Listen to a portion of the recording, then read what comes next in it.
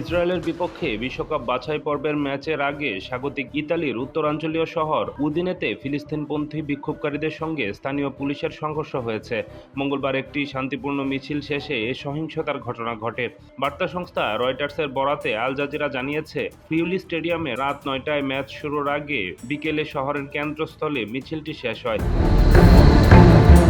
বিক্ষোভকারীরা ১৮ মিটার লম্বা ফিলিস্তিনি পতাকা এবং ইসরায়েলকে লাল কার্ড দেখাও স্লোগান লেখা একটি বিশাল ব্যানার বহন করে প্রতিবাদ জানায়।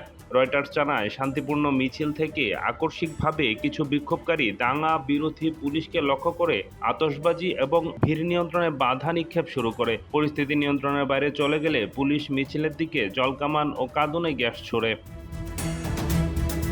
সংঘর্ষের ঘটনায় ইতালির রাষ্ট্রীয় সংবাদ মাধ্যম আরএআই টিভির একজন রিপোর্টার পাথরের আঘাতে আহত হয়। আনসা সংবাদ সংস্থা জানিয়েছে, সংঘর্ষে আরও একজন সাংবাদিক এবং কয়েকজন পুলিশ কর্মকর্তা আহত হয়ে হাসপাতালে চিকিৎসা নিয়েছেন।